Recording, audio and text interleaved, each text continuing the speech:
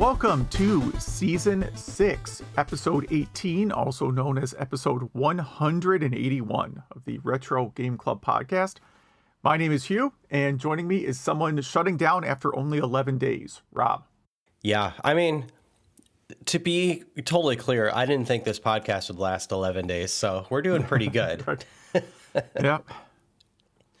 11 days. So that's a reference to this Concord game, which I had never heard of until I heard stories about it shutting down. And then I got kind of strangely invested in the story. Mm-hmm. So I was listening to the Game Industry podcast. I don't know if you've heard that before. I subscribe to it, but I usually don't listen because... Is that from GameIndustry.biz? It's from GameIndustry.biz. I didn't know they had one. I'll check it out. Yep. It's really dry. I mean, it's not the most exciting podcast you've ever heard. Look who you're talking to. Yeah, have you ever heard our podcast? But if it has a good... Yeah, I know. I'm just saying, if it has a good topic, I listen. Mm-hmm. And I listened to their take on the Concord's failure. So, yeah, you've been really into this Concord debacle. I have been, yes. So, yeah, the Game Industry podcast basically said that it's Fortnite. It's like a Fortnite game, but people already have Fortnite. Yeah. And that's the problem. Yeah, and Overwatch and PUBG. And everything else. And that if you don't give people a reason to stop playing Fortnite, they're just going to keep playing Fortnite. And at the time they were recording the podcast, there were 40 players online in the entire world. Yep. There had to be some guy there that was like, I told you so. I told you this would happen. Some guy where in every meeting, he was like, why are we building this thing? Why are we spending years doing this?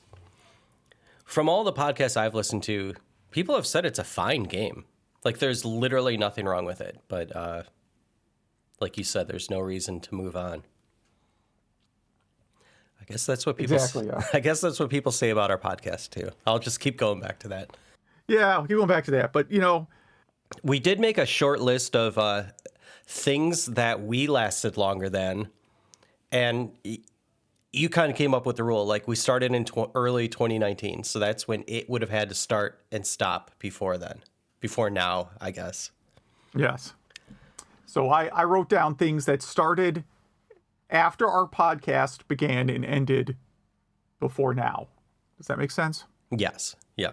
So I have the new Star Wars show. I don't know what it's called. Don't tell me. FTX. This one surprised me.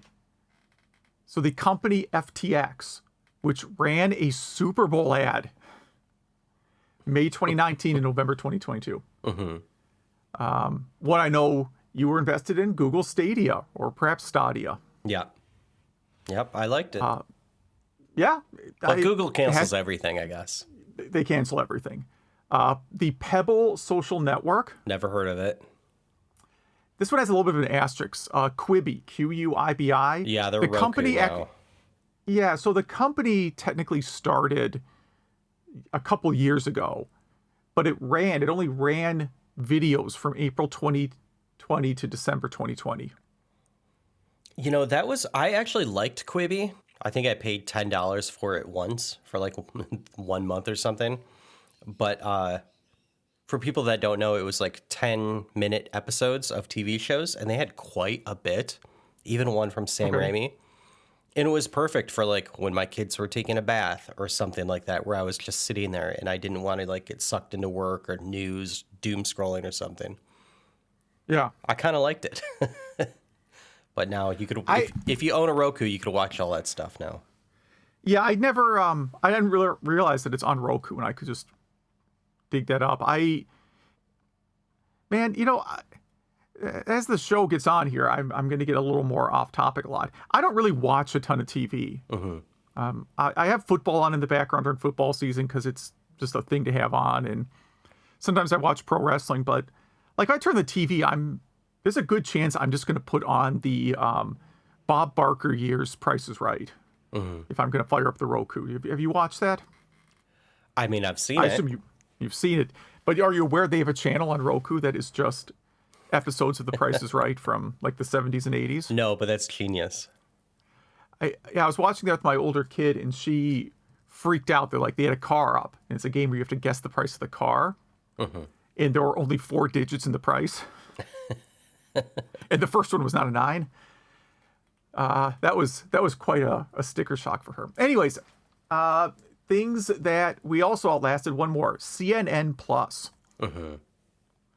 That was only a few months in the year 2022. Now, in terms of being like a show that's been on for almost 5 years, there's a lot of things that didn't last 5 years, of course. But I'm just going things that ran during the duration of this podcast. We wanted the Amico to be one, but they started before us, even though they were done a long time ago. You forget how long they've been claiming that they're making a game system. Yeah, I guess they have their Android thing. Yeah. I wonder which has more active players, Concord or the Amico Android app. I would say Amico. Oh, really? Yeah, I read somewhere that the Amico stuff had like 10 downloads. And like 8 of those are people doing hate downloads. Yeah, or they're beta testers.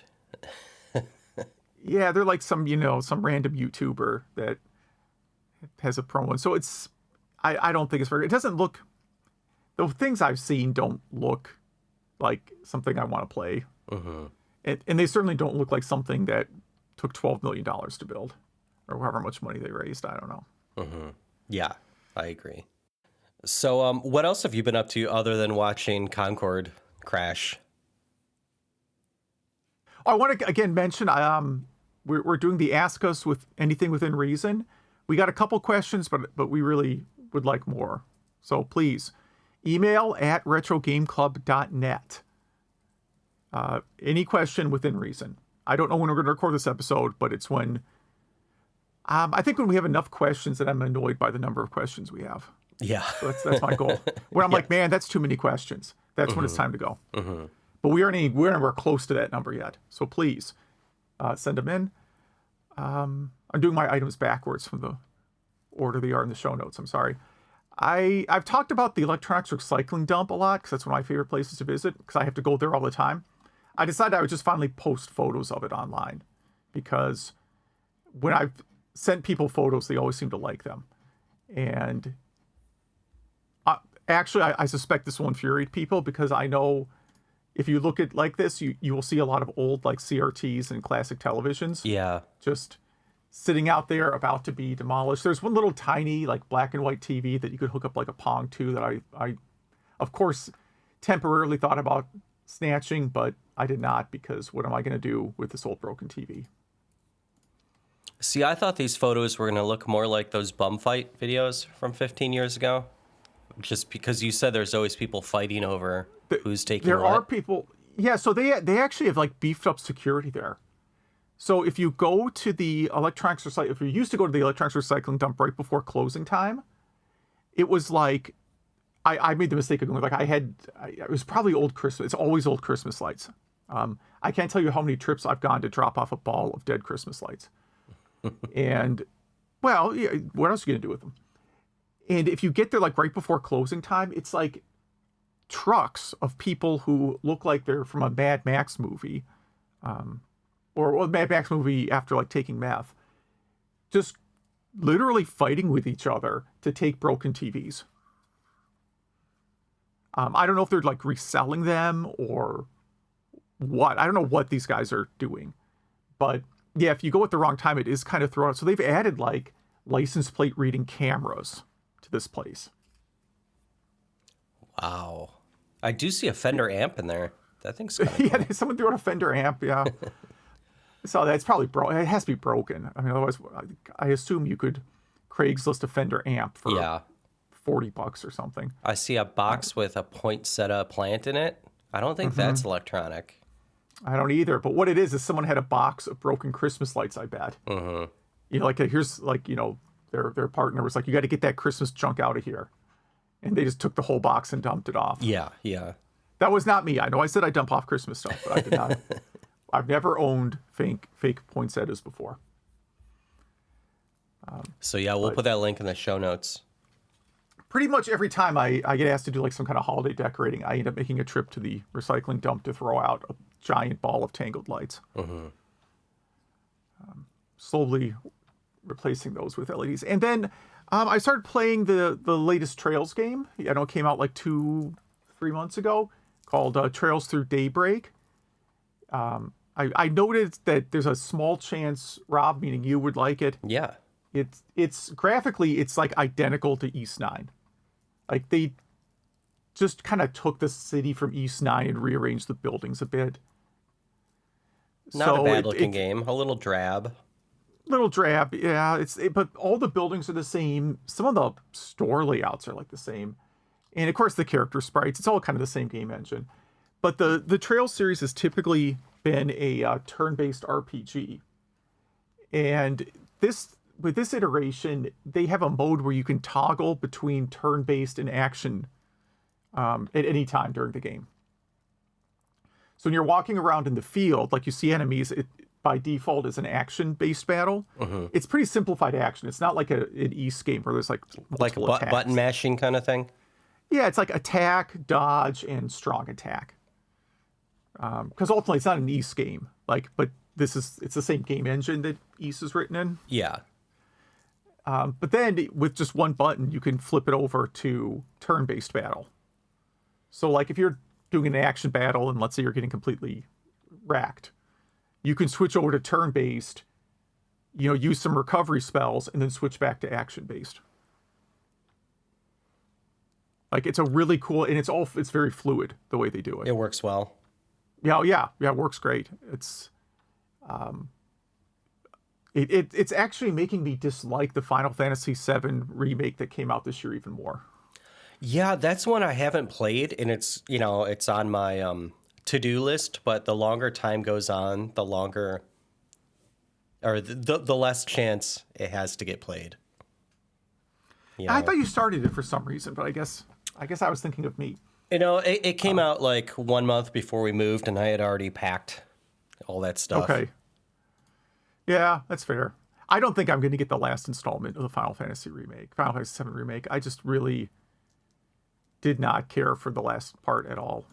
Everyone says they should just make it like a simple hack and slash RPG, action RPG that takes like 10 hours. Just do that. That would be an improvement. Yes. For sure. The last boss fight takes 10 hours, roughly. Because I won't spoil it. It's a really long boss fight. What have you been up to? Oh, let me look at my notes. 2 days ago, I finished Star Wars Outlaws. Do you know about this game or have any interest in this game?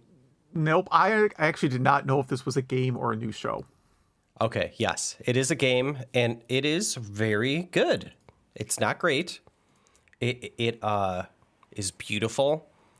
It's one of the few Star Wars games that you really feel like you're in Star Wars. In fact, to quote Kotaku, there are parts of this game where you're supposed to, just see it one time, and it's just amazing. You have those thoughts of, wow, they did it. Like, I really feel like I'm in this Star Destroyer. I'm really getting a sense of being in this universe, and I'm loving it. But then you see that thing about 7 more times because the AI screwed up or the game crashed. Oh, you know what? I did see a clip of this now because I saw someone post a clip of a Star Wars game where, like the character totally glitches out, and they're like climbing a hill, and then suddenly I'm describing this badly, but it was basically like the I don't know if it was the AI or the character or what, like the characters kind of went flying off the screen. Yeah, that happened to me once or twice. I got stuck in a wall, or 2 or 3, which also happened to me in East Monstrum Nox, so not complaining too bad. So yeah, this game, it's a AAA game that has some jank. Even after saying all that, if you like open world, if you like Star Wars, I'd say play this game. I loved it. It's one of the few games that, there's a lot of games I want to play.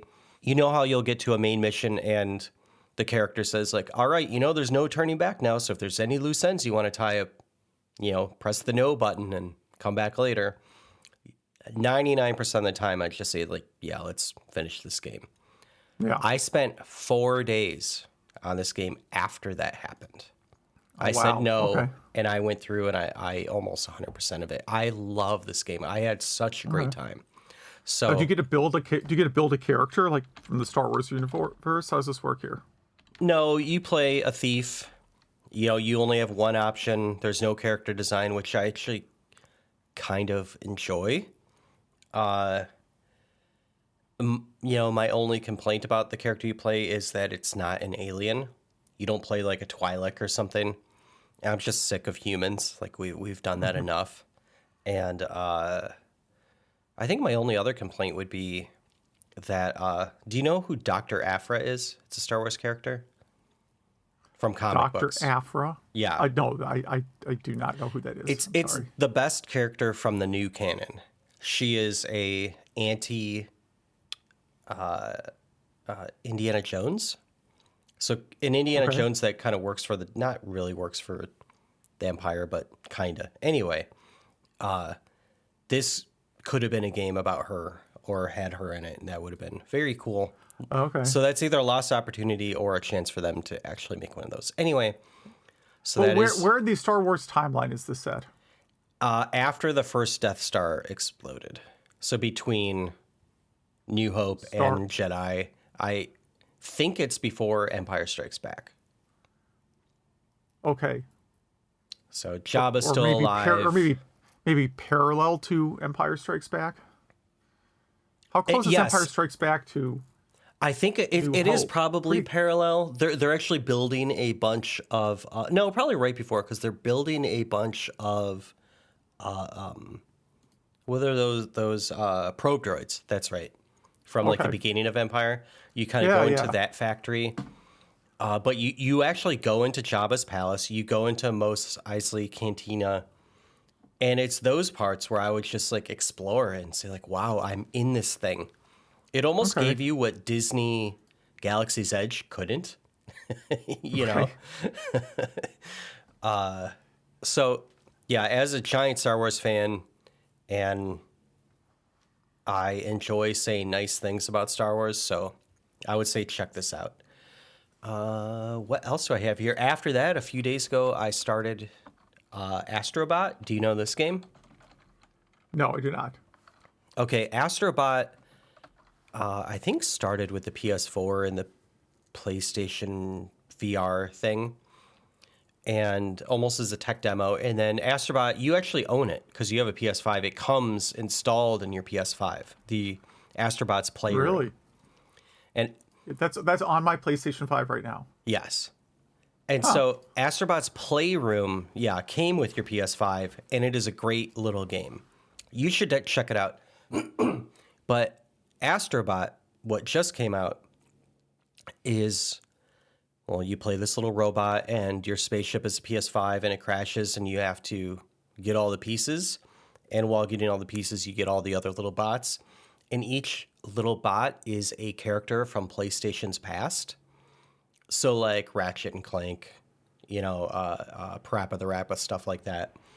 And it is just a magical game. It plays at like 60 frames a second, flawless 3D platforming, great music, very nostalgic, uses everything that the PlayStation 5 has to offer.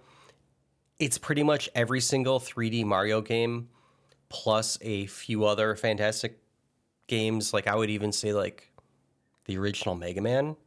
It has some elements of that. Okay. I can't say enough nice things about this game. I think anyone who owns a PlayStation should play this game. And at the same time, since it brings you through all this nostalgia from, 30 years of PlayStation, you're reminded at how it all started and how weird and experimental PlayStation used to be, and how boring it is now. So hopefully, maybe this will be a lightning rod, a little catalyst to get back there, but who knows? So that's a lot of not retro stuff, but I should mention that the Dreamcast turned 25. Yeah, totally. I don't know how I missed that. I should have done a feature, should have picked some games that were Dreamcast games for this episode. Wasn't even on my mind at all. Well, we're a retro podcast, so we could always do that in a week or two. Yeah. But Limited Run Games actually has some Dreamcast stuff that you could pre-order, and they have some cool trading cards. So I don't have any room in this house, but I'm still debating getting some of the trading cards. So I checked, and they do ship to Australia, so we shall see. But we do have some cool news items this week. Yeah, including a Dreamcast news item. I feel like we mentioned this before, but I guess we didn't. I think it was an idea at the time. So this is Okay. Retro Dodo. GTA 3 is being ported to Dreamcast by the original developer. So Grand Theft Auto 3, I don't know this guy's name. Was his Obi Vermage? I guess that's how you would pronounce it. Anyway, he was the technical director for Grand Theft Auto 3 and I think Vice City. And it was originally supposed to be on the Dreamcast, but they thought it didn't have enough RAM and stuff like that, so they built it for the PlayStation 2. And I think this is just, he always wanted to prove that it could have been done and very well. And it's playable now. It's not done, but hopefully it gets released soon. It looks great. Yeah, I don't know the legalities of actually going to license it. If he would have to, presumably he still has, friends or former coworkers at Rockstar, so maybe he could actually pull off getting a real, legit release of this. That would be great. This would be something I would get. Versus just like some random dude, you know what I mean? Like, if you're a random dude trying to do this, chances are you're just going to end up with a takedown letter. Yes, I agree. Yeah. So that's pretty cool. And I always keep thinking we could remove our Doom segment and then weeks like this happen. Mm-hmm. You have playing Doom on a volumetric display. This looks like the Sega arcade game Time Traveler. Yeah, how do these volumetric things, these are like the things that spin really fast, but they spin so fast you can't see them, right? Like it's like displaying on a fan, pretty much. Kind of, yeah, like something you'd see at a kiosk at the mall, some novelty thing, I guess. And I don't think that's the same technology that was used for Time Traveler, but if you haven't seen Time Traveler in the arcade, look at it and tell me it doesn't look basically the same as this. Yeah, it looks like that. That's more of the like, it's just like a weird reflection. That's how that works. I forget the scientific term, but yeah, this uses more medical grade technology. But it's strange because it's third person. It's not a first person version, right? Yeah, it's the camera's at a different angle, but you can. Yeah, it's almost like you're watching someone playing deathmatch. You see the player running around. It's just a different perspective. I think you can on some versions of Doom play like this already. Mm-hmm. Yeah. So pretty neat, but probably not very accessible. Yeah, and not very fun. New Doom cheat code surfaces after 27 years. Now, this is a big, asterisk article. I didn't hear about this one, so I thought maybe it could be true, but have you heard about this code? Well, I could try it. The thing about this code is it's only for the Saturn version of Doom. Mm-hmm. Which means you would have to play the Saturn version of Doom to use it. And not ideal. Have you played the Saturn version of Doom before? No. This is like, I'm gonna be talking about my Game Club pick is very similar to the Saturn version of Doom in that it's a game that was ported to Saturn and is vastly inferior to versions on lesser hardware. I feel like that happens to Doom a lot. Yeah, like Doom on 3DO, of course, you know that history pretty well. Mm-hmm. Doom on Saturn, not good. Like the Jaguar version of Doom is much better. It's not even close, I don't think. How do you think it compares to Doom on 32X? It's kind of slower, if I recall. I could hook it up sometimes. I did just spend like a whole $12 to get an HDMI adapter for my Saturn. Mm-hmm. And so far I've used it once. I mean, I could fire up a round of Doom just to refresh my memory, but I recall this being a version that is very slow, generally not good. I mean, it's bigger screen than the 32X version. Oh, that's About right. the only thing that's going for. 32X plays in like a smaller window, but 32X version plays a little faster. I don't know. Maybe someday I'll write like a Doom home version ranking article, but That's a good idea. it's hard to get screenshots of all of them.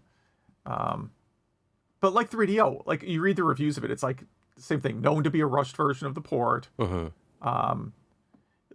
Doesn't have all the features of the PlayStation version as far as home consoles go. Obviously, someone's going to say, "Oh, PC is the best way to play it," and yeah, of course. And of course, the modern versions, like if you get Doom on the Switch or PS4, PS5, those versions are perfect, of course. But for like the 90s ports, so when I'm reading the history here, it says that it's actually a port of the 32X version, or uses some portion of the 32X code. That makes sense. I think it's missing a few levels. I just don't. I mean, again, I have the PlayStation version, and that's a really good way to play Doom. Yeah, there's no excuse for this to miss levels. You have a CD; it'll fit. Yeah, yeah. WAD files aren't very big, anyways. Yeah. And well, hopefully you do plug in your Saturn and then press X right BY X right BY, and then the walls will be transparent. Semi-transparent. Semi-transparent. So you can see enemies through the walls, but presumably they can't see you. Interesting. And then, yeah, some sad news to wrap it up. Andrew Greenberg, one of the co-creators of Wizardry, died at age 67. So that was one of my first games, so I definitely had to mention that here. Yeah, and as I understand it was fairly popular in Japan, and a lot of early Japanese RPGs were inspired pretty heavily by Wizardry. Absolutely, yeah. And all right, we have a great topic here. I was able to interview Julia Minamata, the developer, coder, artist, and creator of The Crimson Diamond, a new EGA text parser game that you could get on Steam and probably other platforms at this point. And I'm still sorry I wasn't able to be in that Space Raft interview, but these games came out the same day and this lined up, and so we were able to pull this interview off, and it is fantastic. So here you go. All right, I'm here with Julia, the creator of The Crimson Diamond, a new text-based parser in the EGA style. Welcome, Julia. Hi, nice to be here. Thanks for having me. Thanks so much for coming on. So if you wouldn't mind summarizing the story of this new modern EGA game. Yeah, the story is you are Nancy Maple. You're a rookie mineralogist who gets called up to Crimson, Ontario, which is a northern Ontario town that has been deserted for a while now. And there's only one recluse living in one lodge on the land, and a diamond is found near the property. And she gets called up by her employer at the Royal Canadian Museum. And it's your first time out of the city, out of Toronto, where she actually is born and raised. And she goes up and has an adventure. She has to find out if there are diamonds there, and she gets tangled up in everybody's, plots and schemes and lots of fun conversations to be privy to, and a bunch of different plot threads to follow along the way. That's great. And how did this whole project start? The project started as just pixel art. It's just a pixel art thing that I was kind of noodling around with pixel art a while ago, like more than 10 years ago, I would say. And I figured out how to make it in Photoshop finally with the pencil tool.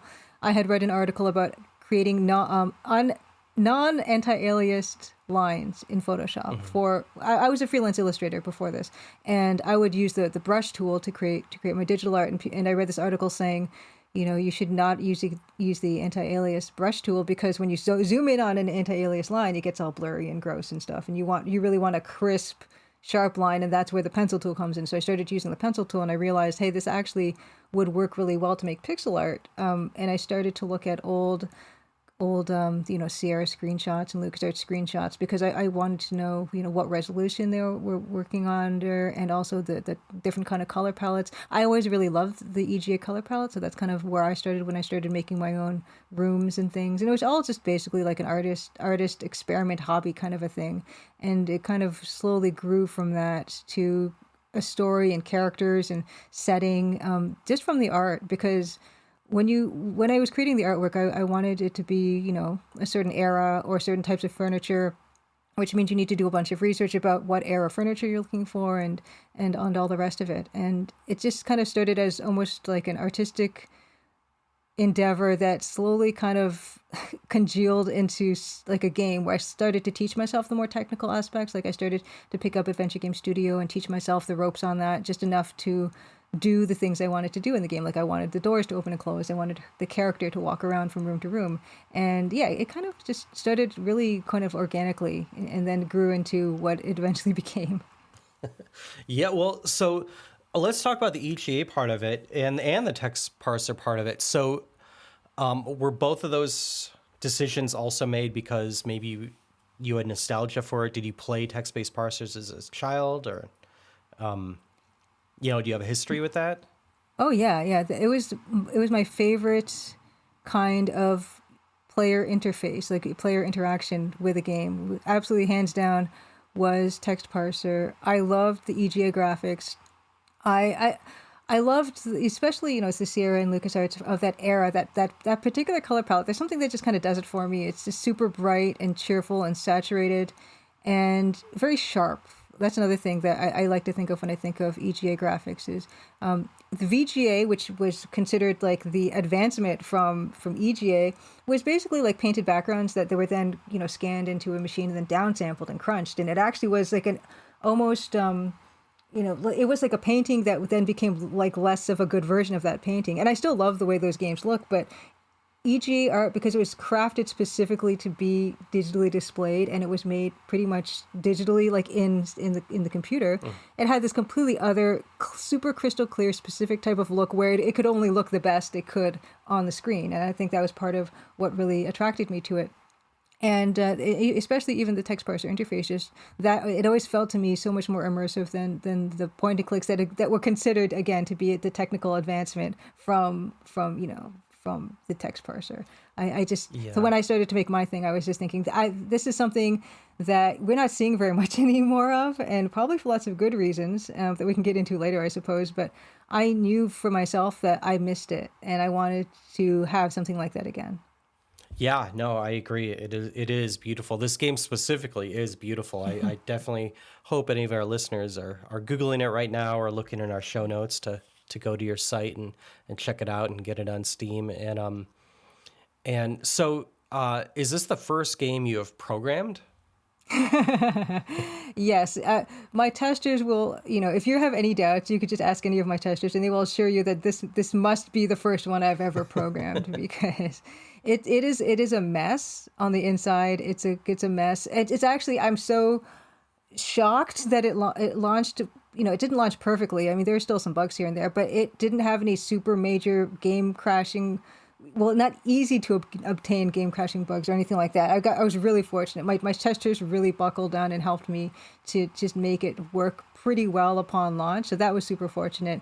Yeah, having taught myself Adventure Game Studio, which is the engine I did use, through basically like YouTube tutorials and just the AGS forums when I had questions and getting help from other Adventure Game Studio developers. That's pretty much how it went. And I do have some limited pre-existing programming experience, which we can get into in a little bit.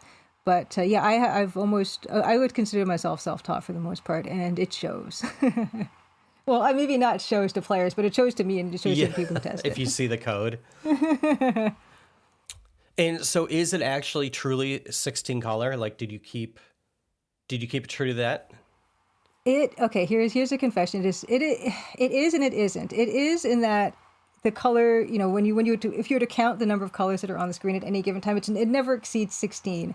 To say that they're the exact hex value EGA colors, it probably slips here and there because I do use like the eyedropper tool, and I could have saved as an indexed art file, and then I could have like then redone it and stuck it into the game. I didn't take that extra step. Part of the reason is, for whatever reason, when we're using Photoshop, which is what I used, you cannot make a layered image file in Photoshop that is indexed color. It has to be RGB. My working art files are all RGB. Okay.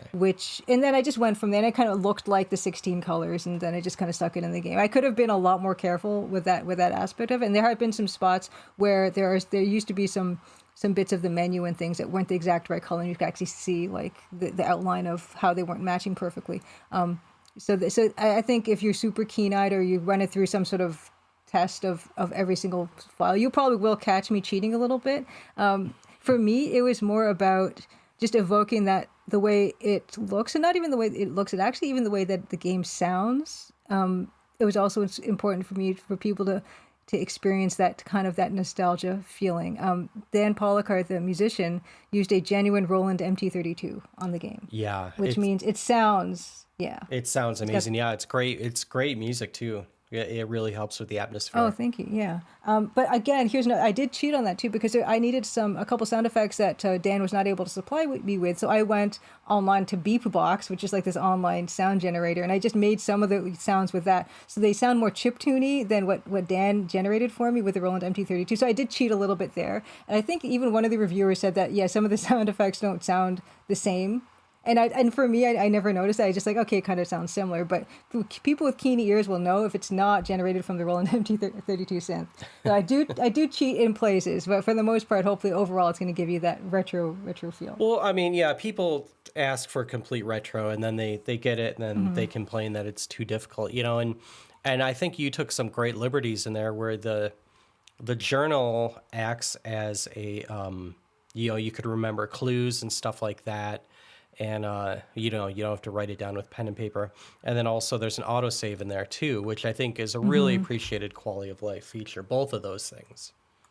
Yeah, I didn't adhere strictly to the EGA limitations or the limitations of the games that were of that era, really. I mean, the game does have speech portraits, and a Sierra game that had EGA color did not have speech portraits, nor did they have that graphical inventory that the game can have as one of the options. It's the default option, actually.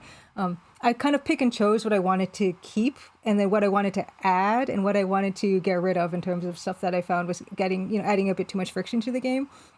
So I did make those decisions where I was not super specific. And people like sometimes ask me, is this game playable on DOS? And unfortunately it is not playable on DOS, just because I think partly, I mean, it probably could be ported to DOS if someone, I'm not asking for volunteers or anything, but I've got so many other things to deal with at the moment that we're not looking into that part. But just coming from someone who's such like a rookie coder, it is completely not optimized. And that's part of the reason why it certainly wouldn't work that way. Do you think there's a big box physical release in the future? I think this would look great on a shelf next to other Sierra games. Yes, here's the thing: is I have been talking to a company that we might get into that, and so I've been talking about doing some preliminaries with a company, and I don't want to make any promises, but I'm hoping we could have something out maybe by the holidays. Oh, that's coming up. That's the hope. I know it's coming up. Everything comes up so quickly, and there's so much to prepare before we can get to that point. And just right now, because the game only launched like not less than 2 weeks ago, the game launched. So I'm really kind of, up to my neck in this medium to small bug fixes and other things that I just don't have the time to push it forward too much right now. But I will check in with them and just see where they are with it. And I want to make it really cool. And the people that I'm looking to work with they do a really good job. They've done so with other titles. So I'm very excited. I mean, speaking of other titles, I saw you had parts on. I found at least 2 other games: Space Warlord Organ Trader Simulator and Witch Strandings, which both look pretty cool. Yeah, it's kind of funny. So I've done during the development process of the Crimson Diamond, I did do contract work with Strange Scaffold, which Zelliver Nelson Jr. Does the most incredible job in just creating a ton of games. It seems like a year, like a literal metric ton of different games that all look really cool. They have really cool ideas. They're not super like long-term projects, which is actually really kind of nice because it kind of gives you that experience of working on different things. But yeah, Space Warlord, Organ Trading Simulator, Witch Strandings, and a game for Playdate called Recommendation Dog. And what's kind of funny about all those games is they are either and or less fewer colors and or lower resolution than the Crimson Diamond. Yeah.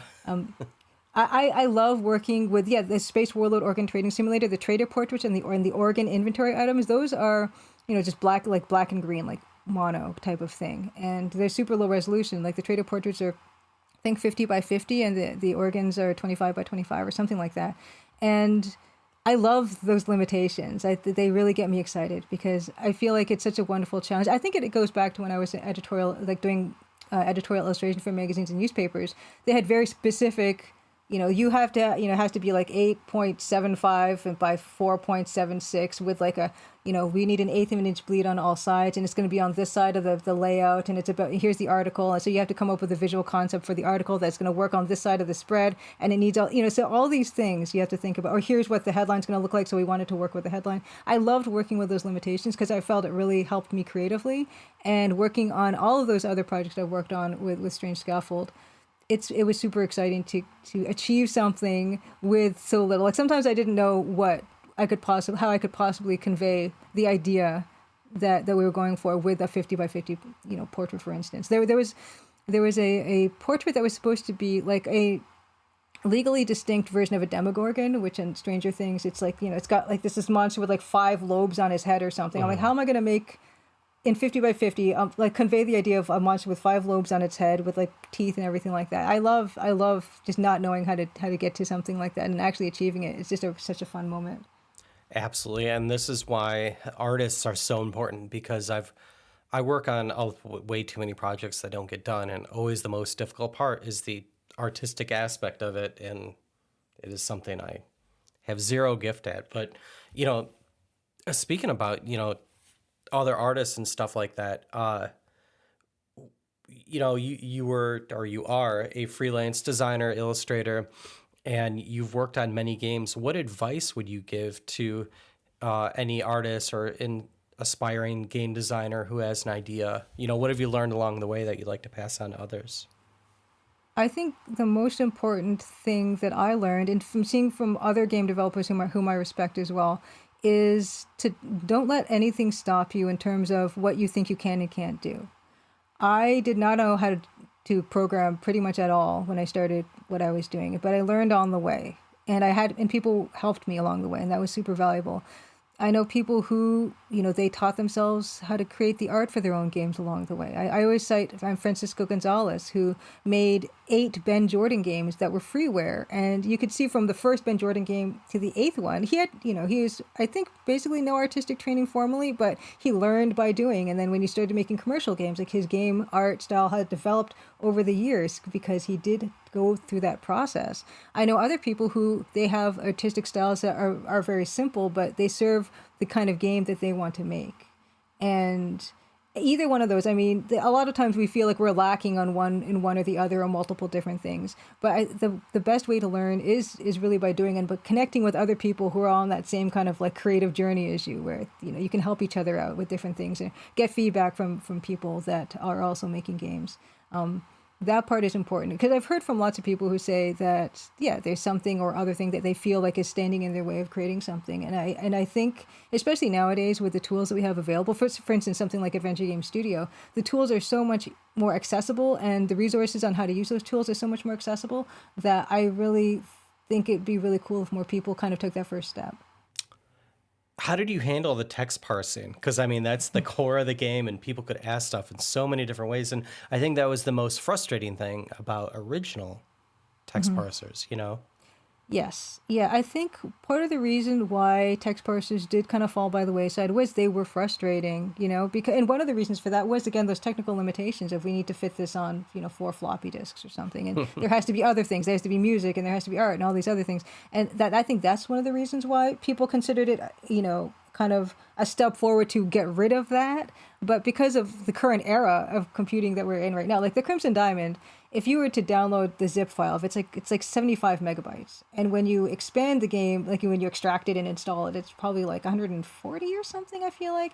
It's tiny, but it still has 160,000 words of writing in it at the same time, which, doesn't add up to very much, in fact. And for that, I can have this, big parser dictionary, or I can have like lots of ways for the computer to like check. Adventure Game Studio comes with a text parser, like actually in the engine. So it's already something I didn't have to develop that's already there. It's not that commonly used, in fact.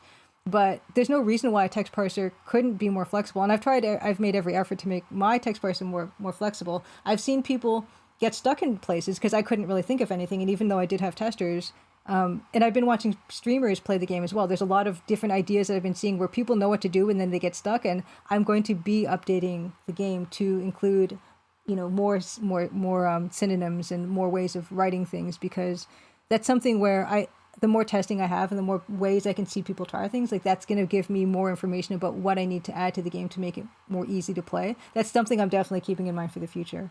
Interesting. Yeah. I mean, it seems endless, Yes. Yes. Which I love.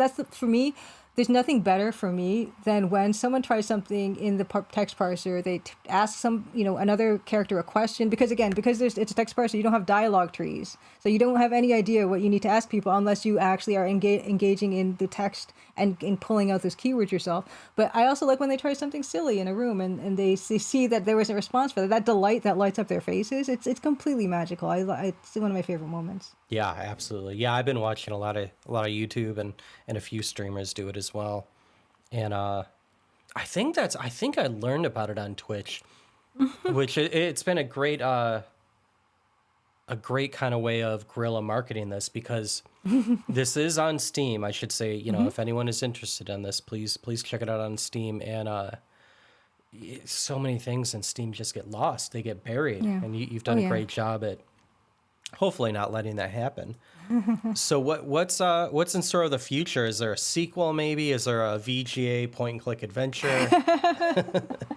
Yeah, it's funny that you mentioned that. First of all, yes, I do have a lot of notes for a sequel, like things I want to do with a sequel, things I couldn't put in this game, things that I've learned how to do in this game that I'd like to learn to do better in the next game. Absolutely, there is a sequel planned. It kind of depends on how well this one does, in terms of can I kind of dedicate myself full time to it, or am I going to work on it full part time and then do contract work, which is kind of what I was doing for the bulk of the Crimson Diamonds development. I only spent the last couple years totally focusing on it, I would say, because I was working on those other games as well, of course. So definitely have sequel plans for it. And what was the second part of the question? I was just making a joke if it'll be, you'll get into the 90s and do a VGA point and click. Yes. You know what? It's funny. It's so funny that you mentioned that, because my actual thought for this, I do want to make like a tiny little game between this, like as a palate cleanser, just something short that I can do pretty quickly. I actually want to make a game that is like looks even more primitive than what I made, which is, my game looks like Sierra SCI 0 games, which is kind of like Colonel's Bequest, Quest for Glory 2, Space Quest 3, that type of a thing. Yeah. But they had a lower resolution version of that, the AGI Sierra games, like King's Quest 3 and Gold Rush, and like Space Quest 1 and things like that, where it's kind of like half the resolution. You had like these double wide pixels. I would love to make just a short little game with that even more fully, like even more restrictive than what I'm currently working in. I would love to make a little short game just of that type of a graphic. But for the actual sequel I have planned, I still want to stick with EGA. I still want to stick with text parser. For me, the idea that I'm going to advance, so to speak, from it to something else, like this is the perfect format. Yeah, it's a sweet spot. Yeah. Yeah. I love it. Yeah, those are all great games you listed. I think I could, and listeners, I always tell our listeners, don't come to us for facts. We get everything wrong, but I feel like it was King's Quest 4 that they released 2 different versions, so you could kind of see them side by side. Yes. The 2 different pixel sizes. I do remember that very much. Yeah. And so this is a retro game club. Would you like to choose a game for us and the listeners to check out, talk about? I would indeed. Okay, so I one of the reasons I think I've gotten so much wonderful attention on Twitch is because I do stream on Twitch as well. I stream on Tuesdays at 8 p.m. Eastern. I'm A_Maple Mystery on there. And for about 4 years, I've been streaming like the game art development for my own game. But although no spoilers, I don't do any spoiling of my own game. When I was doing all that streaming, it was all just like introductory sequence art that I was upgrading from placeholder art to like finished art. But I would also tend to finish off the night with playing a retro game, and especially a retro EGA adventure game, because EGA is my favorite palette, and I can learn a lot not only from the graphics but from game design in terms of we talked about having like too much friction in a game, things that I like and I want to bring into my game, and things that I realize would be very frustrating for players that I don't want to do. And a game that I actually played not too long ago was a game made in 1990 by basically I think a solo indie game developer in 1990, someone called Matt Grusin, who made something called Earthrise. And Earthrise was published by Interstellar. I think it's basically the work of Matt Grusin. Matt Grusin went on to make a game called Rex Nebular. So Rex Nebular is another adventure game. Matt also made Ripley's Believe It or Not adventure game that I think reviewed fairly well back in the day. But this one is a solo effort. This is an EGA text parser adventure game where you are sent by this guild of investigators. You're an investigator and you have to go to an asteroid base and a planet to see what happened to the research crew that had been there. Wait, which game is this? Oh, What's it called? Earthrise. Okay, it's Earthrise. Okay. Yes. I think it's wonderful because it's another example when people think, I can't do art or something. And I think maybe that's what's stopping me from making a game. Mm-hmm. Earthrise's art is very simple, but that doesn't mean it's not good. It's simple because it's very basic shapes and everything. You can kind of get the idea of everything. It's not realistic. It doesn't, it's not going to blow you away with some professional artist's work that is utterly real or anything like that. But what it does what it needs to do, which it differentiates between the characters and where you can walk and all the points of interest.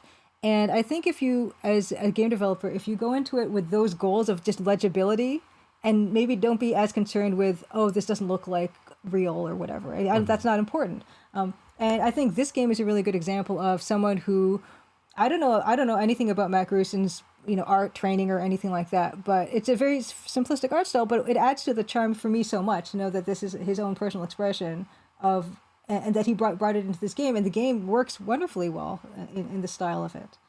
So that would be my recommendation. Absolutely. So we will definitely check that game out. And can you let the listeners know where to find the game, how to follow you on Twitch and YouTube and other places? Yeah, absolutely. The Crimson Diamond.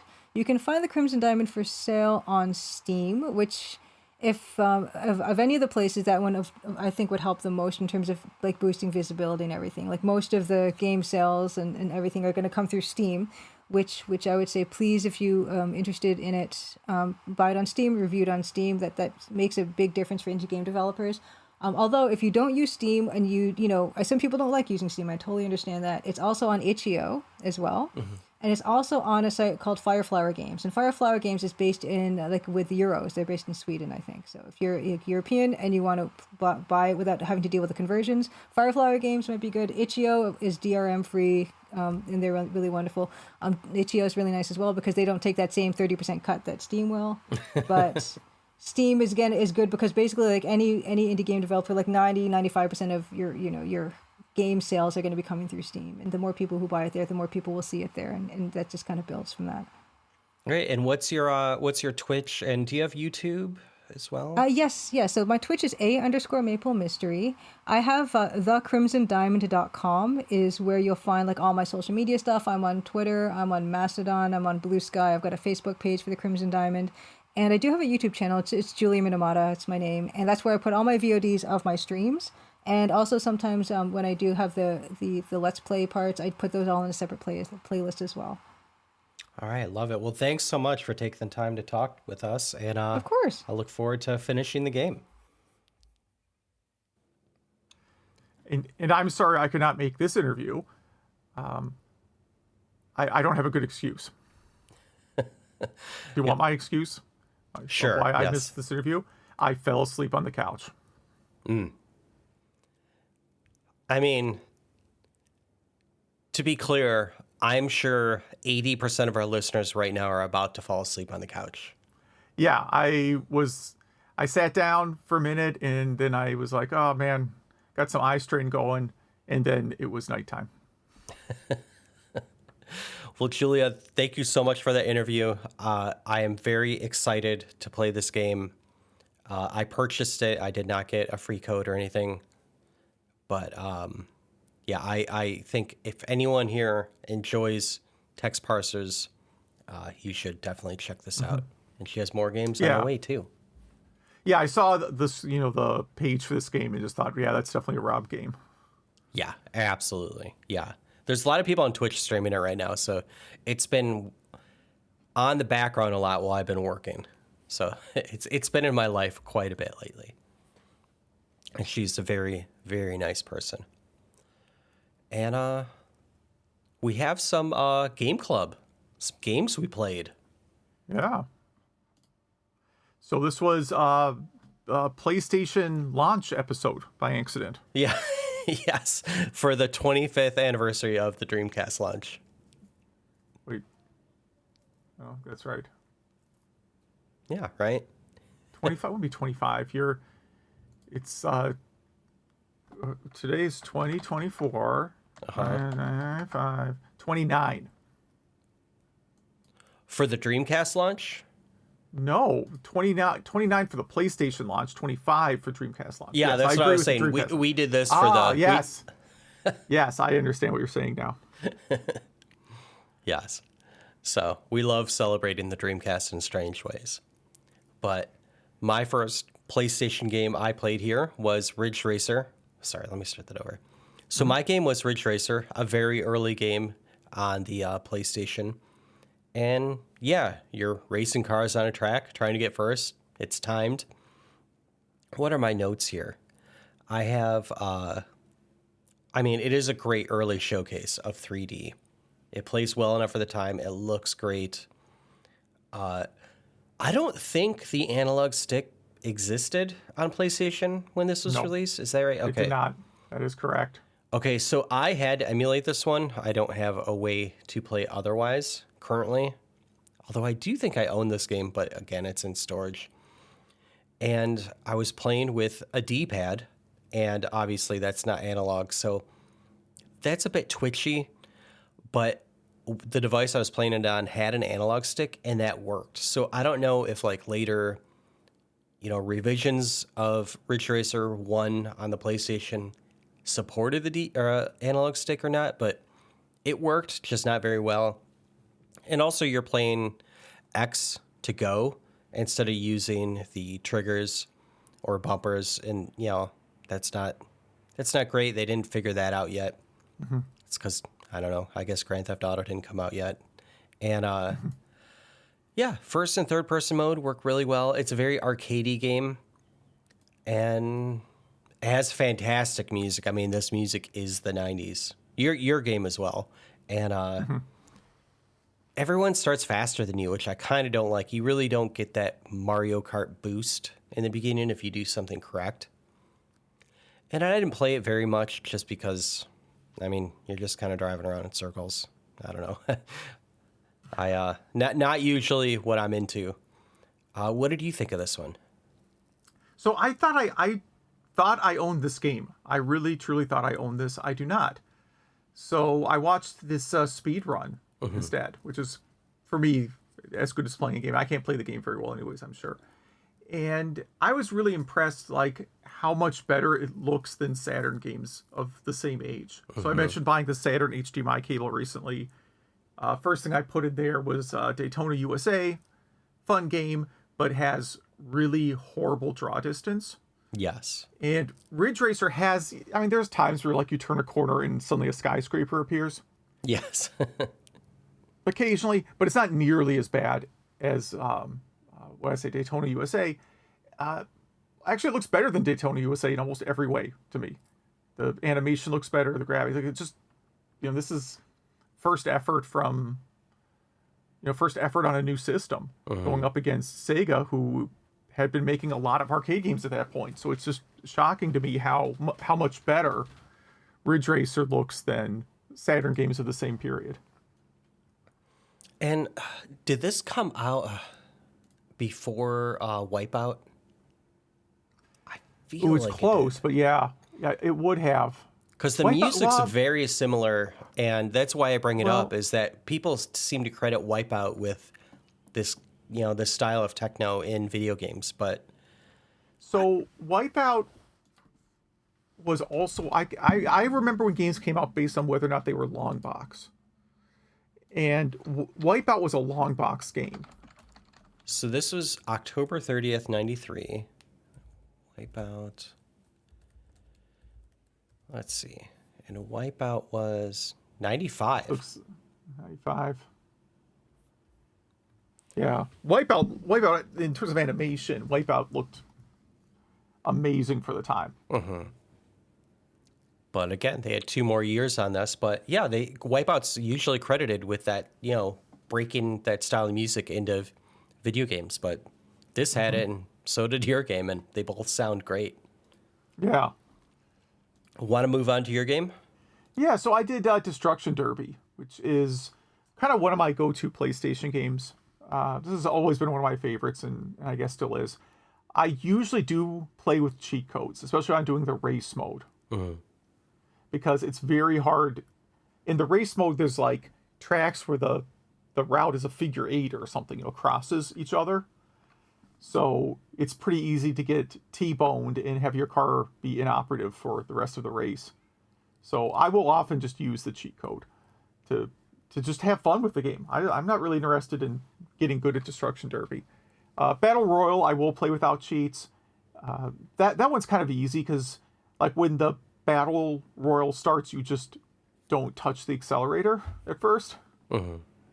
Because all the cars pile up and smash into each other right away. All the AI just,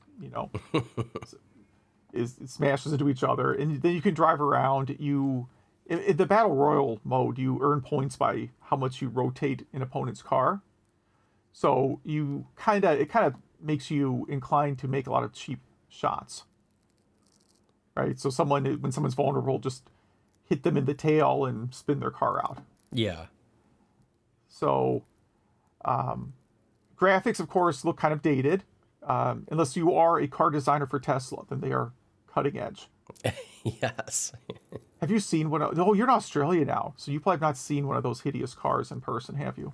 No, I hear they're driving around a lot in the States, though. They're actually not allowed to bring them here. I don't think they're safe for the roads here. Good. I don't. Well, I've seen 2 of them in person, so they look. It does. It literally looks like Destruction Derby cars on the road. It's whatever, man. That's not like I'm not like going after Tesla. I'm just saying that car in particular is ugly. I'm not making a wider point than that. Yeah.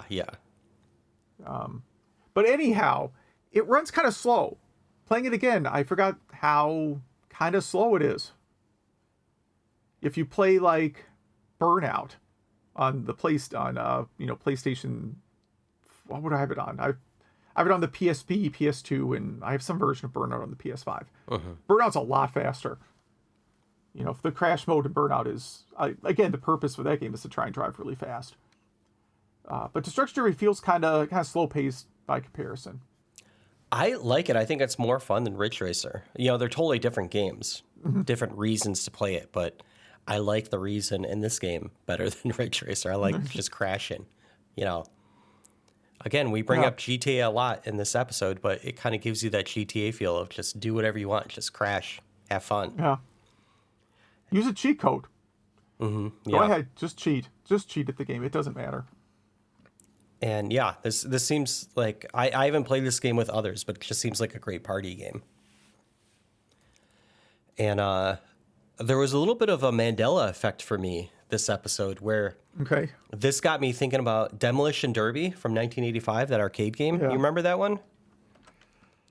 Was it a 4-player game? A 2 or 4, and yeah, I think you're right. And you would pretty much drive your car in reverse and try to destroy the other car's engines. And the Mandela effect for me was I swore I owned that game on a console, but it's never been ported. It's never had been a home ported. port. Never. Yeah. And that is only 2 players, so I guess I'm having the same issue. I'm looking at it, looks like it's 2-player only. What a great game. That was a fun game, but this made me think of that game. And one day, even though it's just for arcade only, maybe it'll be a game club game to file up or start up some MAME and do some Demolition Derby. So I'm assuming everybody listening is at least familiar with the term Mandela effect. I'm certain, yeah. Yeah, I hope so. But if not, Google it. And I'm now curious. So, like, I'm really curious for our listeners if you have, like, Mandela effect moments in gaming. That's a fantastic question of the episode. Yeah, there has to be somewhere you're completely convinced you saw some game or played some game and it never existed, or it was a different game altogether. Mm-hmm. I love that question. I'm surprised we haven't gotten to it earlier. We probably have, but our memories are so poor. I feel like we would have remembered that. Maybe this is a general idea of like I thought I played a game called. I'm trying to think of a game that I thought I played that turns out never existed. I thought I played a port of Mortal Kombat on TurboGrafx, something like that. Not me personally. That's just an example. Yeah. And then Jordan, Raftronaut, picked a game as well, right? It's just a data man. So I only watch. This is a good. I only watch this game. I'm again being very bad. But this game looks. I should just give this guy. Was it $10? Yeah, I should just give this guy $10 and just download this legally. You're right. Like we've interviewed quite a few people on this podcast, and some of them choose easy games, like Galaga or whatever to play, and then some choose kind of more difficult games to get. I remember one specifically, a Star Trek video game or a Star Trek computer game, and I usually take those challenges and make a good effort to play the game, but this week was just so busy for me. I just couldn't. I had time to play a game. I just didn't have time to set anything up. You know what I mean? Mm-hmm. Download a ROM or something like that. So I promise I will get to this one. I will purchase this. Yeah, I think I will just buy this. The problem is it's an itch.io game, and I like itch.io, but it's the same problem I have with Steam games, where at some point there's going to be, bundle for this charitable cause, and I'll be able to get this game and like 10 others for a quarter. Yeah. And I realize like $10 is not that much, so I should just give this guy $10 and move on. But it's like there's a whole bunch of stuff on Steam or even on PS5. PS5 doesn't really do bundles, but there's a lot of Steam stuff that I've held off on buying because I'm like, I'm just going till it's in a bundle for $1. Mm-hmm. Well, what do you want to play for next episode? So I should open the notes. So this is a belated 30th anniversary. So this is a game that just turned it's the 30th anniversary of an event. So I'm going to pick Mortal Kombat 2, which the home release, Mortal Monday 2, was September 9th, 1994. Which one do you think you're going to play? What system? Almost certainly 32X. Okay. Almost, Gary, that's basically the only one I ever play. If I happen to have a friend over, then it's Super Nintendo, because the Super Nintendo version has that like elimination mode, the bonus mode, where you basically get 4 randomly assigned characters. Mm-hmm. So when your fighter loses, the next fighter in your queue jumps in, and it's the first person to defeat all 4 of their opponent's fighters. I love it. That is an exclusive to the Super Nintendo version, making it by far the best. Like, I've got some people over and we're gonna play Mortal Kombat mode. Well, I'm gonna play Beetlejuice since the new movie came out. I have not seen it yet. I hope to see it soon. But play any of the games. There's MS-DOS, NES, Game Boy. I'm sure no one owns this game, so more. Get out your ROMs. Well, and I think, is there an angry video game nerd? There might be. I'd be surprised if there's not. Video game. You can hear me typing loudly. Nerd Beetlejuice. Yeah, I think it's an old one. 2014. Episode 121, though, of Angry Video Game Nerd. Yeah. I think I will watch that. I don't own a copy of any Beetlejuice games.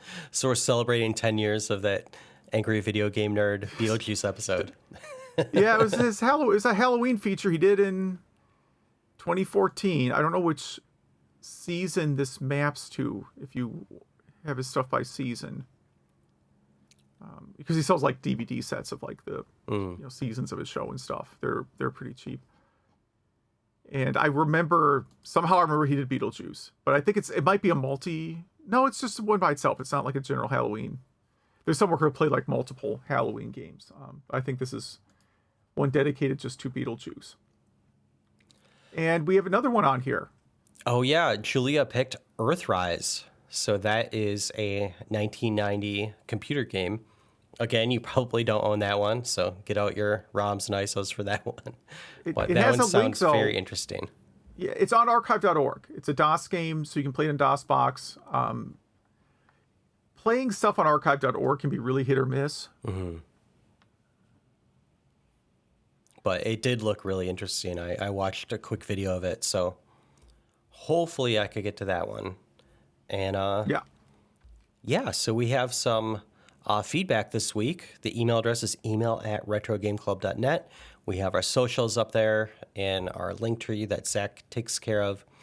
And so please, if you've played, Earthrise, Mortal Kombat 2, Beetlejuice, if you have a volumetric display, if you play Doom on anything or can't wait for another Dreamcast port of something, or Ridge Racer, Destruction Derby, if you have the Mandela Effect. God, that's another list we have to create for my listeners.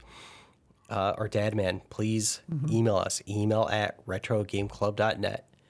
And Nate writes in, listening to the last episode, and we were talking about that Doom AI engine thing.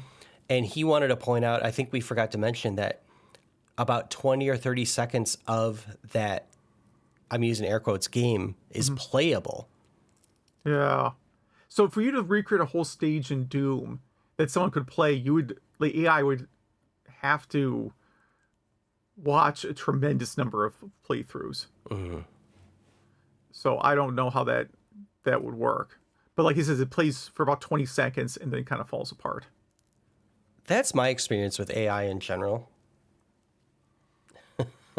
Yeah, I mean, it's gotten to the point where when you search Google, you have to hit page down immediately. Yeah. Google anything, man, and it's just garbage. I know, like, if you type in like how to win at a lot of different games, you get an AI answer that is absolute horrible trash. I screenshotted a couple for an article on my site because they were guides that are on my site, and like the description from Google on how to solve the game is not stuff in the game. Nice. Yeah, I started whenever I'm Googling a game, I usually put game facts at the end of it, just so I'm quickly brought to a site I know will give me an answer. Yeah. That's always, I know we have, what is it, Discord?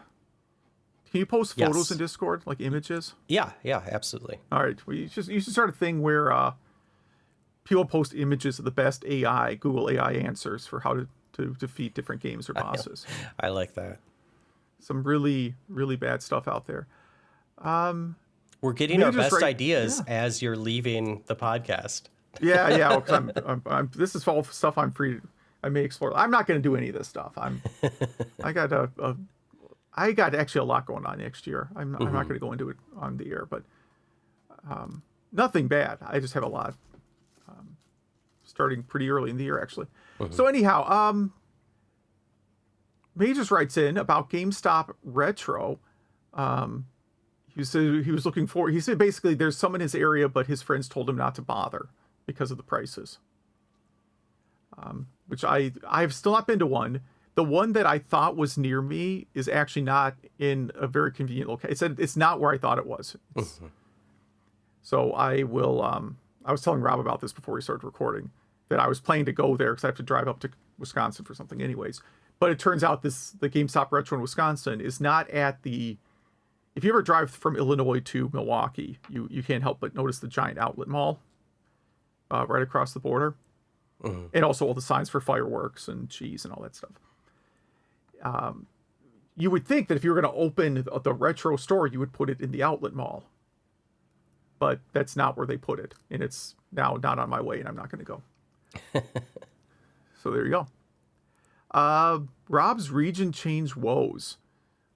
Getting VPN for the PlayStation, is it the modern equivalent of PAL versus NTSC? Probably. Yeah, similar.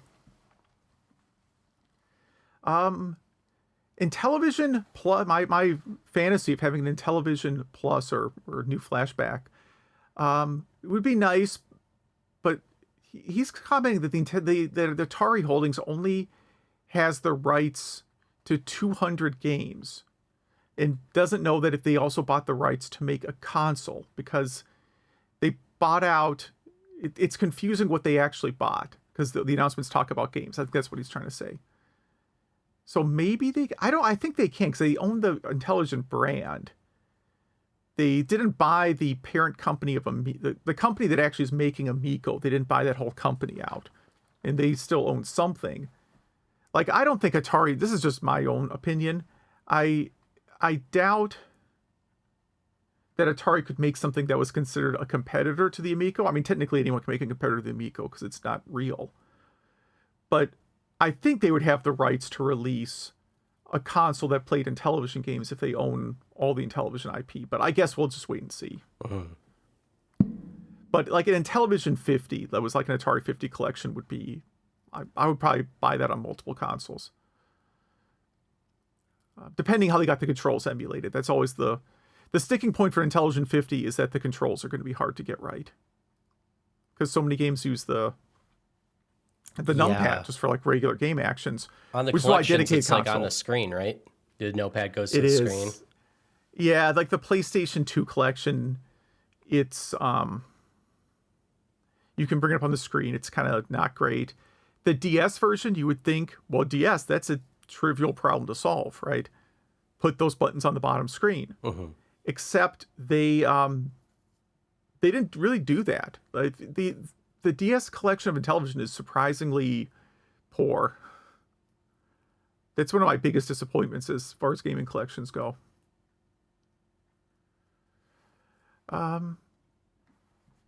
Legend of Zelda cartoon. I was just skipping around. Said he was not a big fan of the Legend of Zelda cartoon, but was more captivated by Dragon Warrior that aired on Sunday morning in his area. And it also, like Legend of Zelda, only had 13 episodes. There you go. Favorite homebrew games. I think we must have asked that somewhere. The Miss Pac-Man conversion on Intellivision by Carl Mueller Jr. is one that he calls out. And something called FX Unit Yuki and Strife Sisters for the PC Engine. Yeah, thank you both for those emails. And again, email at retrogameclub.net. And on our link tree, we have our socials, including Discord, which has been pretty active lately. And one of our social media feedback questions is what Majors just answered, your favorite homebrew systems. Your favorite homebrew games for retro systems. And mine, of course, is Doodle World. I still have to play Space Raft a bit more, but I do very much enjoy it. It's a very impressive game. And one that we talked about a long time ago that I have not played yet, but I'm going to put it on this list anyway. Star Wars Dream of the Rebellion. It's a Dreamcast Star Wars game where you're in an X-Wing. Okay. It's kind of a rail shooter. Someone else writes in Demons of Astaborg for the Genesis. And says it's a very great platforming game with great art, solid controls, nice mechanics, released in 2019. So that looks cool. And Raftronaut writes in saying Dataman, the Storied Sword, Super Tilt Brothers, Choo Choo Mimic, and other great games are Lizard and Project Blue for the NES. So, yeah. And let's see, someone else writes in What Remains for the NES. So that one I did shell out like $5 for. That's an itch.io game, and I bought that quite a while ago for like $5. And it's a nice game. Yeah, it's like an interactive fiction. Yeah, it's like an interactive fiction game. There's not really any challenge to it per se. Like you don't really, it's not like action levels or anything. But if you like kind of, it's a very openly political game. Some people might not like that. I didn't realize that when I bought it, but I guess I didn't care either when I started playing it. But it has an interactive fiction game. They had mentioned it was like inspired by Stranger Things. I didn't really see that. Okay. Maybe some of the graphics, but it's, kids in a small town kind of setting. It's really good. I like the game. I like it quite a bit. Nice. Cool. Let's see. What else do we have? Dungeons and Doom Knights, Spelunky 64 for the C64, and TCQ for the Speccy. And Nate, the author of Doodle World, writes in and says all of them, which I think is a great answer. And he shares a photo of a ton of his homebrew games that he's purchased over the years. That's a lot. And someone else writes in for the Game Club game. I've never played Ridge Racer games, but after some time with one, I see why it's heavily regarded as a classic and fans froth at the mouth for a new one. So it's great. I'm glad you got a chance to check that out. And our next question of the episode is, what is your favorite text parser? Oh, text parser adventure game. So like, Space Quest, King's Quest, stuff like that. Or is it the Crimson Diamond? Could be. And yeah, thank you so much for everyone that writes in. And again, our next games are Beetlejuice and Mortal Kombat 2 and Julia's Earthrise. Cool. All right. Well, thanks for listening. Yeah, thank you.